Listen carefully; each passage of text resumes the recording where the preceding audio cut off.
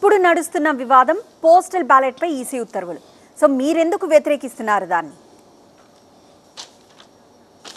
అంటే సిగ్నేచర్ చేసిన తర్వాత అక్కడ ఒక స్టాంప్ వేయటం కానీ డిజిగ్నేషన్ రాయటం కానీ ఇవన్నీ లేకుండా ఎవరు గుడ్డిగా ఇచ్చేసినటువంటివి కూడా యాక్సెప్ట్ చేయాలి అని చెప్పనే ఒక అది ముందస్తుగా అసలు ముందు మా ప్రతిపక్షమే ఎన్నికల కమిషన్ దగ్గరికి పోయి ఈ రకంగా జరిగితే దీన్ని యాక్సెప్ట్ చేయాలి అని చెప్పి అడిగారు. అడగటం మూలంగానే మాకు డౌట్ వచ్చింది. ఏంటని చెప్పని వెరిఫై చేస్తే దీని మీద ఒక పెద్ద కుట్ర జరుగుతూ ఉంది. కేంద్ర ఎన్నికల commission central election commission direction ఇచ్చింది, లేకపోయినా పర్వాలేదని చెప్పాను నిన్న.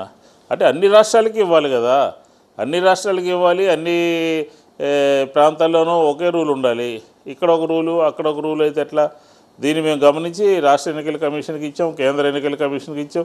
ఇక వాళ్ళంతా ఏకపక్షంగా ఉన్నారు కాబట్టి కోర్టుకు వెళ్ళి చెప్పాల్సి వచ్చింది, కోర్టులో పిటిషన్ వేయాల్సి వచ్చింది.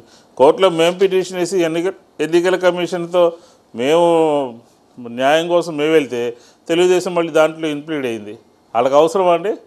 అంటే ఏంటి, వాళ్ళకి అది ఉండటం మూలంగా లాభం జరుగుతుంది అని చెప్పనే మాట అర్థమైపోయింది కదా ఆంధ్రప్రదేశ్ ప్రజలందరికీ కూడా.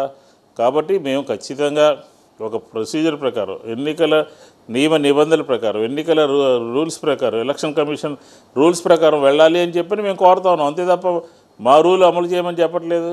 వాళ్ళు ఏమంటున్నారు, ఎన్నికల కమిషను సందర్భానుసారం మార్చుకుంటూ ఉంటుంది, దాన్ని కంటిన్యూ చేయాలి ఇక్కడ అని అంటారు. ఇతర రాష్ట్రాల్లో లేనటువంటి రూల్ ఇక్కడ ఎందుకు? కాబట్టి ఇప్పటికే ఎన్నికల కమిషను ఏకపక్షంగా అనేక విషయాల్లో వ్యవహరించింది. ఎన్నికల కోడ్ ఉండగానే అన్ని చోట్ల కూడా మాట్లాడుతున్నటువంటి జగన్మోహన్ రెడ్డి గారి మీద తెలుగుదేశం లీడర్ మాట్లాడుతున్నటువంటి అన్ని కంప్లైంట్స్ని కూడా మేము ఎప్పటికప్పుడు ఇచ్చాము, యాక్షన్ తీసుకోలేదు. 48 hours బ్యాన్ చేయండి అని చెప్పని అడిగాము, యాక్షన్ తీసుకోలేదు.